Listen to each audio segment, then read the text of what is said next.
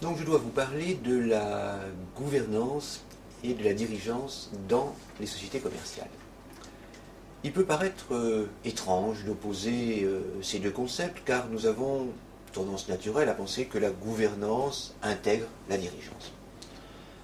La gouvernance d'une société, c'est la manière dont les actionnaires peuvent imposer leur volonté. Et on sait tout ce que l'idéologie du corporate governance a prescrit à ce titre et continue de prescrire à ce titre. Quant à la dirigeance, elle représente les mandataires que les actionnaires se sont donnés. Et l'idée simple, naturelle, c'est que la gouvernance contrôle la dirigeance. Mais en réalité, la dirigeance est beaucoup plus complexe que ce schéma simpliste qu'impose ou bien que surimpose même le droit des sociétés.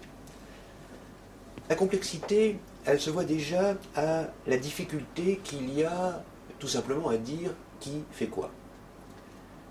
Les administrateurs sont-ils des représentants des actionnaires contrôlant les dirigeants ou sont-ils les dirigeants eux-mêmes? Autrement dit, sont-ils du côté de la gouvernance ou sont-ils du côté de la dirigeance? Et la réponse n'est pas évidente. On pourrait par exemple penser à comparer les administrateurs aux membres du conseil de surveillance, qui eux naturellement surveillent les membres du directoire. Et il aurait pu y avoir un rapprochement entre les deux figures des administrateurs et des membres du conseil de surveillance. En fait, tel n'a pas été le cas. L'évolution s'est faite en sens contraire. Ainsi, la Cour de cassation a appliqué strictement la loi indiquant que les membres du conseil de surveillance ne pouvaient pas être responsables de faute de gestion, qu'ils n'étaient responsables que de faute de surveillance. Et d'autre part, dans un arrêt important, récent, du 30 mars 2010, relatif à la responsabilité des administrateurs, la Cour de cassation dit, dans un chapeau très général, que la situation des membres du conseil d'administration doit être alignée sur celle des membres du directoire.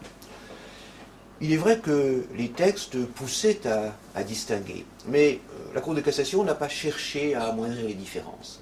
À la suivre, donc, les administrateurs appartiennent à la dirigeance et les membres du conseil de surveillance appartiennent à la gouvernance. Et pourtant, par exemple, l'article L 823-19, qui est relatif au comité d'audit, distingue entre administrateur ordinaire et administrateur dirigeant. Il n'est donc pas sûr que cet affichage des administrateurs comme dirigeants soit au fond si réaliste que cela. D'ailleurs, les administrateurs se plaignent souvent d'être mal informés ou informés quantitativement, mais pas de manière très qualitative. Si bien que cette superstructure laisse dans l'ombre, par exemple, les comités exécutifs qui sont apparus depuis quelque temps sur le modèle américain et qui sont au fond actuellement le cœur de la dirigeance des grandes sociétés. Alors que conclure? Lorsqu'on regarde de loin le paysage de la société, on a l'impression un peu d'un défaut de vision qui fait qu'on superpose deux mondes différents. Il y a le monde construit par le droit, que les juristes améliorent, complexifient avec plaisir, sans cesse. Il y avait une thèse très célèbre, il y a une trentaine d'années, qui présentait la société comme l'organisation juridique de l'entreprise. Mais peut-être y a-t-il une autre réalité économique de l'entreprise. Autre réalité qui paraît fonctionner quelque peu à part, à l'écart. Peut-être est-ce habileté de l'entreprise, peut-être est-ce myopie du juriste.